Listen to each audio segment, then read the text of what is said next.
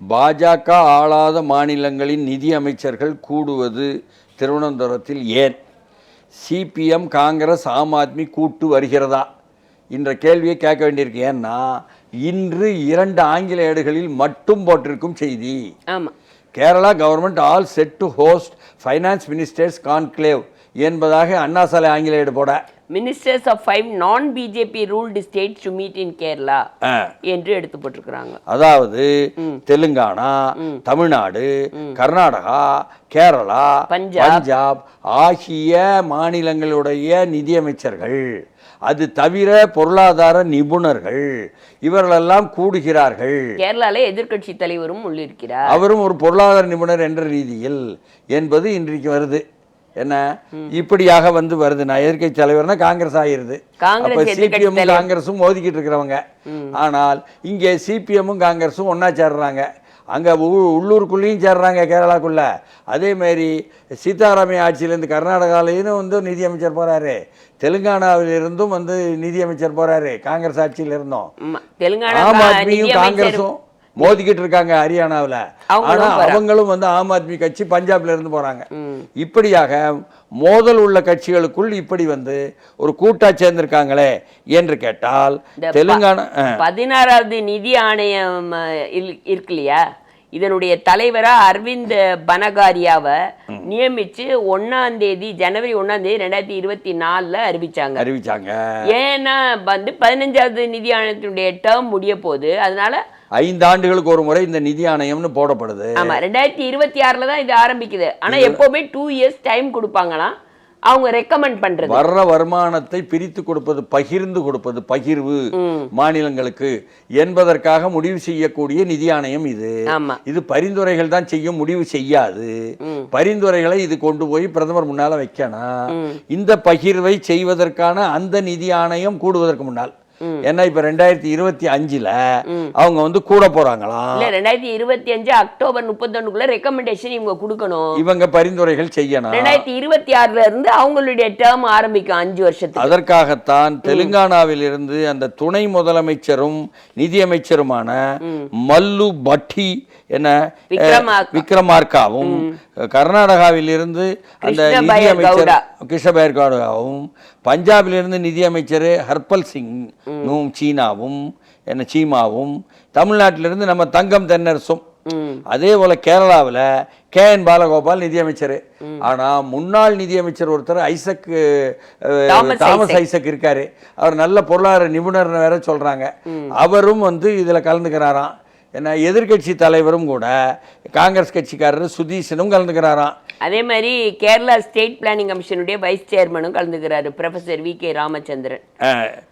அப்போ இந்த அளவுக்கு அவங்க பேசுவதே எதற்குன்னு சொன்னா, ஏன்னா இங்கே வரி ஒரு பகிர்வு என்பதில் நீங்கள் ஏற்கனவே ஃபிஸ்கல் ஃபெடரலிசம், இந்தியாவில் நிதி கூட்டமைப்பு என்பதாக, சமஷ்டி என்பதாக இல்லை, எல்லோருக்கும் தேவையான அளவுக்கு அல்ல கொடுக்கப்படுவதில்லை, வருவாய் பகிர்ந்து கொடுக்கப்படுவதில்லை என்ற விஷயத்திற்காகத்தான் கூடுறாங்க. ஆமா, இந்த 15வது நிதி ஆணையமே என்ன சொல்லியிருக்கு அப்படின்னா, அவங்க சொன்னதே தான்.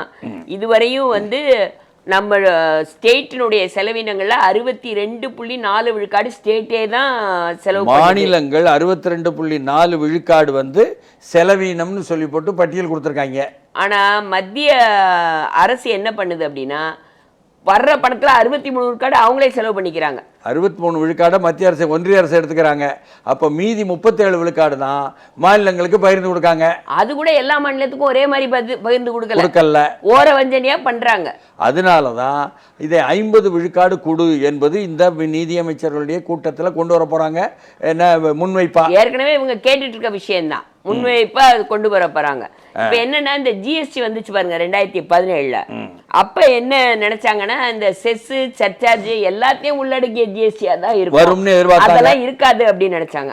ஆனா இவங்க என்ன பண்ணிட்டாங்க, GST 2017 கொண்டு வந்துட்ட பிறகு அப்படியே ஒவ்வொன்றா உள்ள நுழைச்சாங்க. 2017-18 ஹெல்த் அண்ட் எஜுகேஷன் செஸ்ஸை கொண்டு வந்துட்டாங்க. சுகாதாரத்துறைக்கும் கல்வித்துறைக்கும் கல்வித்துறைக்கும் என்ன விவசாயத்துறைக்கும் கூட அது 2021-22 தான் அக்ரிகல்ச்சர் இன்ஃப்ராஸ்ட்ரக்சர் அண்ட் வளர்ச்சி டெவலப்மெண்ட்டுக்காக கொண்டு வந்துட்டாங்க. இப்படி கொண்டு வந்ததுனால என்ன இந்த ஆர்டிகிள் 270-71 ஏதோ சொல்றானே அது வந்து இந்த செஸ் சர்சார்ஜை பத்தி. சரி 270-71 வந்து அவுட் ஆஃப் நெட் ப்ரொசீட்ஸ்ல இருந்து கொண்டு வந்துருவாங்க அப்படின்னு நினைச்சத இல்ல அதையும் வந்து இப்போ செஸ்ன்னு கொண்டாந்துட்டாங்க அப்படின்னு. அப்போ செங்குத்தாகவோ படுக்கை கோடாகவோ இருக்க வேண்டுமே தவிர இப்படி வந்து இருக்கக்கூடிய விஷயங்கள் என்பது கூட விவாதமாகுது இதுல.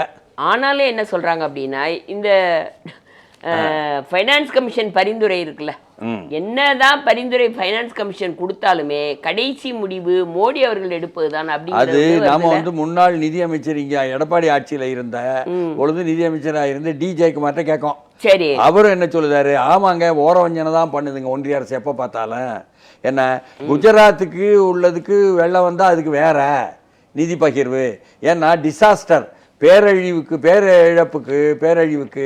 எந்த அளவுக்கு வந்து நிதி பகிர்வு என்ற விஷயம் வருது வயநாட்டில் பாதிக்கப்பட்டதுனால அவங்களுடைய சுற்றுச்சு போல் இருக்குது. நம்ம பினராயி விஜயனுக்கு கூப்பிடுறாரு. ஏற்கனவே கேரளாவும் கர்நாடகாவும் இதை எதிர்த்து பெரிய போராட்டங்கள் கோர்ட் வரையும் போயிருக்காங்க. சீதாராமையா வேற கடிதமா எழுதியிருக்கிறாரு மத்திய அரசுக்கு. அதனால டி ஜெயக்குமார் என்ன சொல்றாரு, முன்னாள் 4-5 வருஷம் முன்னால் இப்படித்தான் கூட்டினாரு கேரளாவில இருந்து. அப்ப தாமஸ் ஐசக் இருந்தாரு, என்ன பொருளாதார நிபுணர் அவரு அங்க நிதியமைச்சரா. ஆனாலும் கொண்டு போய் கொடுத்தா அவங்க கண்டுக்க மாட்டேங்காங்களே டெல்லி அப்படிங்காரு ஜெயக்குமார். என்ன அப்படி சொல்லும் பொழுது இந்த முறையும் இதேதான் நடக்குமா என்று அவர் கேட்கட்டா நாம கேட்கும் இல்லைங்க, போன முறை மாதிரி இல்லாம மக்களவையில் மாற்றம் இருக்கு இல்லையா, 240 பேர் இவங்க இருக்காங்க இல்லையா, எதிர்த்து கத்த முடியும் இல்லையா, பிரஷர் கொடுக்க முடியும் இல்லையா என்று கேட்டாலும் எது எப்படி இருந்தாலும் பரிந்துரைகள் பிரதமர் முன்னால் தானே போய் சேரும்.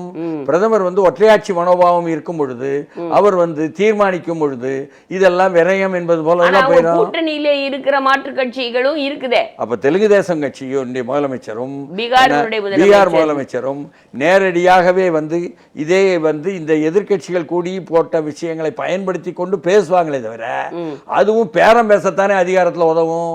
ஓஹோ, ஏன்னா இங்கே பிஜேபி வந்து உடனடியாக நட்டாவை அனுப்பி திமுகவினுடைய கூட்டத்தில் என்ன அவர்களுக்கு உறவு வைப்பது நாங்கள் மாற்றி வச்சிருக்கோம்னு அவங்கள மிரட்டுறதுக்கு இவங்களும், என்ன சந்திரபாபு நாயுடுவும் நிதிஷும் இவங்க மிரட்டுறதுக்கு மோடியை அவங்களும் இப்படியாக மாறி மாறி பேரம் பேசத்தானே உதவும் என்பது டி ஜெயக்குமாருடைய கருத்தாக இருக்குது.